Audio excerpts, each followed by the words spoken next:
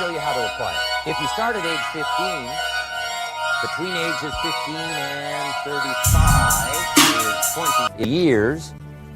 And in my personal opinion, based on my own studies and my own experience, 20 years, in my opinion, is enough time to become financially independent.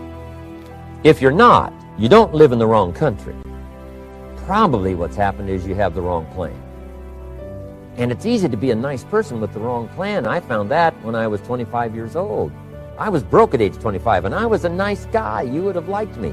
But I'm telling you, my plans up until then, especially my financial plan, left me broke. I totally changed it the next 6 years, and I became financially independent. So I know what I'm talking about. It is possible in a reasonable amount of time, 15 to 35, whatever, 20 years time, enough time. You can do it in a much shorter period of time, like I did if you want to. But this is a reasonable enough time. But here's number one. First of all, you got to have the right philosophy. Philosophy is our ability to gather knowledge and sort through it and decide what's valuable. To develop a philosophy about life, a philosophy about our health, a philosophy about our family relationships, a philosophy about economics. And if you develop the right philosophy, that's what helps to set this sail so that in 6 years it takes you where you want to go instead of winding up like I did that first 6 years of my economics, broke, no money, empty bank account. The right philosophy. Now let me give you a couple of philosophies to consider. Here's the first one. It's called the philosophy of the poor. Poor people usually spend their money and invest what's left. That's the philosophy of the poor. Now here's the philosophy of the rich. Rich people invest their money and spend what's left. And here's the startling answer. It really doesn't matter what the amount is. What's most important is not the amount. What's really important is the philosophy. So I would ask you to adopt this philosophy of spending after you have invested. Invest first, then spend. And I've got a little formula that I'm going to share with you. Now, what should a child do with a dollar? I mean, there's a lot of debate going on, I'm sure, across the country on what a child should do with a dollar. Here's one opinion. It's only a child and it's only $1. What difference does it make? Well, in my opinion, it makes all the difference in the world. A person's economic future starts with a child with $1. Somebody says, oh no, you're only young once, let him spend $1. Well, when would you hope that would stop? Somebody says, well, wait till he's 50 and broke like me and and then he'll learn. Well, no, we don't want to wait that long. If I would have known earlier than age 25, I would have changed. In high school, if they would have had classes called Wealth 1, Wealth 2, I'd have taken both classes. I would not have waited until age 25. So, the earlier the better. So, what should a child do with $1? Here's the simple premise to begin with. Don't spend it all. And if a child wants to spend the whole dollar, you got to say, hey, don't spend it all. Don't spend it all. They'll say, why not? It's my dollar. I earned it. You say, I know you earned it, but don't spend it all.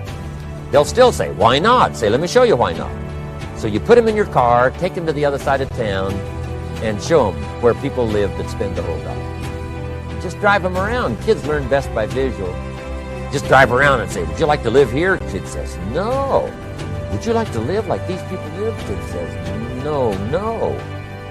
Then you can't spend the whole dollar. So kids will get the message. So, take them to the other side of town, show them around, unless you already live there, and then just show them around. Anyway, don't spend the whole dollar. Now, let me give you my best view of what to do with $1. And I promise you, if you started at age 15, now if you're over 15, right, you've still got plenty of time. You still got 20 years. If you're 30, you still got 20 years. I mean, you still got plenty of time to start what I'm about to share with you. What to do with $1. Here's my first bit of advice. Never spend more than 70 cents. Never spend more than 70 cents. Now, you got to pick some number, and the number you pick is going to be determined by your philosophy. It's going to be determined by what you've been taught or your experience teaching yourself. When I first met my teacher, Mr. Schoaf, I was at about 110% of each dollar. I'm down at Budget Finance, hawking my furniture and my car one more time. And then I learned a whole better formula for financial independence. Number one, don't spend more than 70 cents. Now, kids say to me, well, okay, what do I do with the other 30 cents?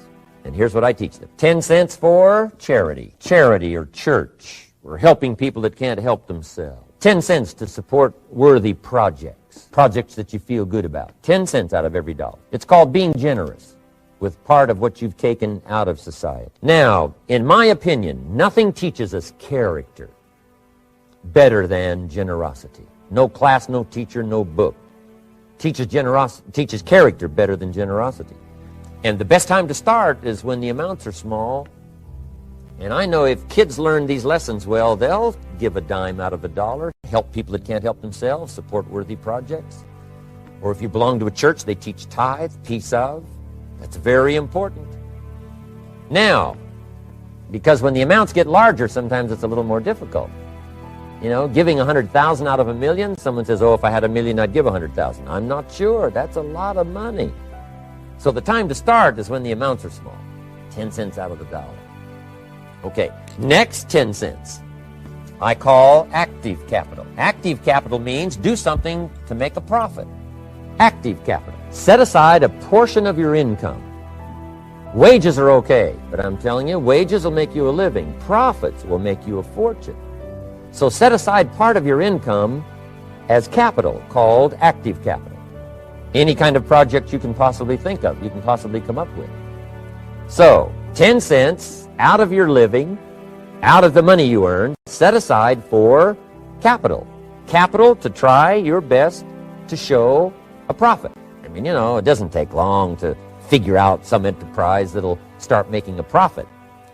Then you must jot this down if you're taking notes. Profits are better than wages. One, you can't usually start wages until you're about 16, 15, 16. But you can make a profit long before you're eligible to start earning wages. And then there's no limit to profits. And they can double and triple and quadruple. You know, there's no limit. It's incredible how fast profits can grow. So profits are better than wages. Wages make you a living. Profits make you a fortune. Now, the third 10 cents is vitally important. I call it passive capital. Capital you let somebody else use. A financial institution, stocks and bonds, mutual funds, whatever. Let someone else use it. You furnish the money. They use it to make a profit, but they pay you for the use of it, called interest. And here's one of the things that'll make you financially independent fairly quickly, and that's called compound interest. And this is how you get it. Letting someone else use a portion of your money, your substance. They show the profit. They pay you interest. And this passive capital, I'm telling you, over a sustained period of time, if you'll develop this little 10, 10, 10, and 70, especially starting at age 15, I'm telling you, by the time you're 35, you will be financially independent. You'll have the ability to live from the income of your own resources. And then one more point on passive capital. There's a Bible philosophy. I'm an amateur on the Bible, but there's a Bible philosophy that teaches the borrower is servant to the lender. And if you want to be in a powerful position as you grow older, finally when you become mature, maybe have your own business, things have worked out for you for the future, the position you always want to be in is the power position. And that's called the lender. The lender is the power position. I want to be is one of those lenders. That's the power position, not the spender. No, you'll be pitied the rest of your life if you just become a spender. You got to become a lender. And I think this is one formula to follow. 10 cents out of every dollar. Let someone else use it. Be the lender, power position. Then try to show a profit. Take $1, search the neighborhood, find a broken wagon, pay $1 for it, bring it home, clean it up, sand it until it's clean, paint it red till it shines, straighten out the wheels till they're true, take it back to the neighborhood, sell it for $5. Anybody can do that. Deserve $4 profit? And the answer is yes. Society now has a mended way. That's what America's all about. Finding something, touching it, making it better, making a profit, taking part of your resources, helping people who can't help themselves.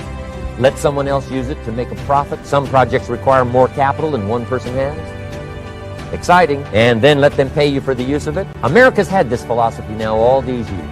Communism has taught all these years capital belongs in the hands of the state, not in the hands of the people. We've been teaching all these years capital belongs in the hands of the people, not in the hands of the state. And we turned out to be right. Capital in the hands of the kids, capital in the hands of the people. enterprises that make a profit, enterprises that grow. It's the hope of our future. So that little simple formula, I hope, will help you. Now, one more key on financial independence, and that is attitude. Here's number one. I used to say, I hate to pay my bills. My teacher straightened me out on that. He said, let's see, Mr. Rohn, what you hate to do is pay $100 on an account and reduce your liabilities and increase your assets. I said, well, no, not if you look at it that way. He said, well, it all depends on how you look at it. So wouldn't you love to pay your bills, reduce your liabilities, increase your assets? You got to have that kind of attitude. I found out the same attitude about taxes. I used to say, I hate to pay my taxes. And Mr. Shove said, well, that's one way to live. But don't you understand? Taxes is how we care and feed the goose that lays the golden eggs. Wouldn't you want to do your share? Someone says, yes, but the goose eats too much. Probably true. But hey, we all eat too much. We all need to go on a diet. Better a fat goose than no goose. So I finally became a happy taxpayer. Now, I think taxes are too high, so I'm working to get taxes lowered for our economic future. But then whatever they turn out to be, I gladly pay and do my part, because that's what makes the whole system run, each of us doing our part. Now, I want you someday to be financially independent.